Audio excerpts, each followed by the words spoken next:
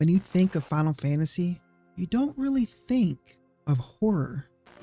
Sure, the series has had its creepy moments.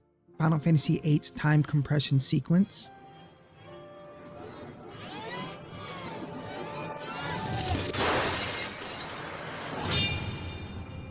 even the haunting stillness of Memoria in Final Fantasy IX feels like walking through a ghost story. But none of those moments reach the sheer horror of what happens inside the Shinra building in Final Fantasy VII. And the craziest part? The entire sequence lasts barely 5 minutes. Just 5 minutes where the game stops being this classic JRPG and turns into something straight out of a horror movie. At first, Shinra HQ looks exactly like something you'd expect from an evil corporation. It has sleek offices and lab coats and guards in suits and experimental rooms. It even has a gym with a treadmill and I think Pilates. It all feels very cold and corporate, but also controlled, structured, safe in its own twisted way. But if you're paying attention, as soon as you walk in, there's already something that just feels off. It's almost a little too sterile. And as you ascend Shinra HQ floor after floor, you reach a room with a tank. Cloud peers in, and for a moment he falters. He collapses, clutching his head after glimpsing Jenova for the first time in its containment chamber. You see this strange alien figure preserved in a tank. Its form is unsettling and inhuman and grotesque. I'll admit, when I played this, I was like 8 years old when it came out. I had no idea what I was looking at, but it kind of shook me. And then you realize Shinra isn't just some greedy company. No, they're tampering with something they shouldn't be. This whole thing feels wrong.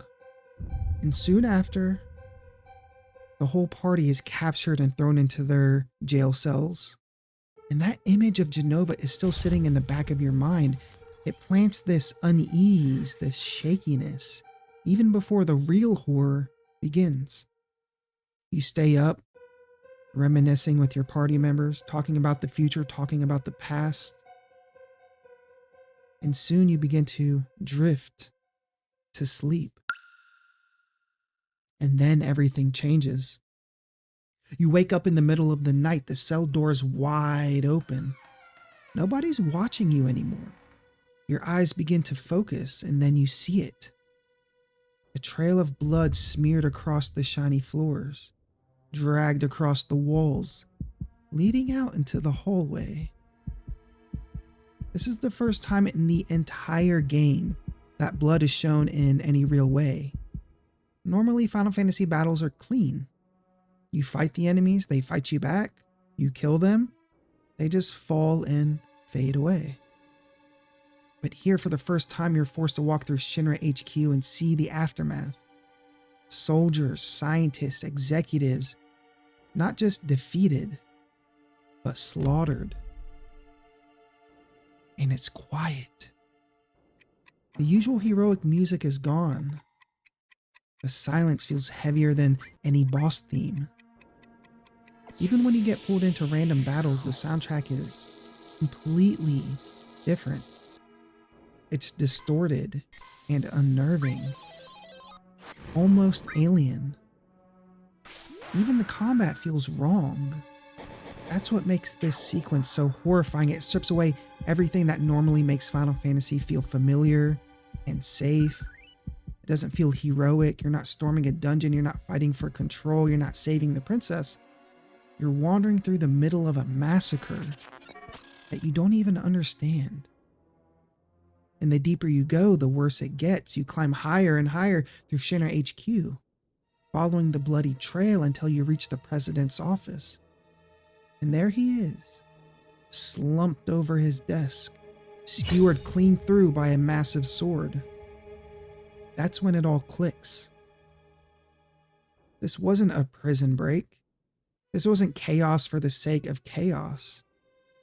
Jenova That grotesque alien life form Shinra was experimenting on has escaped, and Sephiroth has returned. Up until now, Jenova was just a word in a file, this vague project. But here you see its presence for the first time, and you witness the consequences of that presence. You see what happens when Jenova is unleashed. And it reframes Sephiroth too. He isn't just some rogue soldier with cool hair. He's tied to something cosmic, something utterly inhuman. And that's why this moment is so powerful. For just a few minutes, Final Fantasy VII stops being this classic all-time great JRPG and turns into like this survival horror alien cosmic horror show. You're not fighting monsters anymore. You're walking through the aftermath of something that feels unstoppable and wrong. And if you break down the sequence, it pulls from 3 different kinds of horror all at once. Body horror in the grotesque image of Jenova's preserved form in the blood-stained hallways. There's this psychological horror component when Cloud's having these unstable visions, the silence, and the feeling that you can't trust exactly what's happening around you. And then there's the cosmic horror. Jenova itself, an alien, unknowable life form that dwarfs human understanding. The combination makes this 5-minute stretch feel suffocating and oppressive, unforgettable, and genuinely disturbing. Other creepy Final Fantasy moments might unsettle you too. They might make you feel uneasy, but this one, when I played it for the first time, it made me stop and think, I do not want to walk down this hallway. And that's why the Shinra building escape isn't just scary. It is Final Fantasy's most horrifying 5 minutes. All right, if you made it this far, go ahead and like and subscribe. It's much appreciated. And if you really like the video, go ahead and hit that hype button. Let me know what you guys think of this little 5-minute sequence. Maybe 10 minutes if you take your time. But when I was like 8, playing this for the first time, this area, just this little spot in the game, scared the living crap out of me. I did not like it. Well, I guess I just made a whole video on why.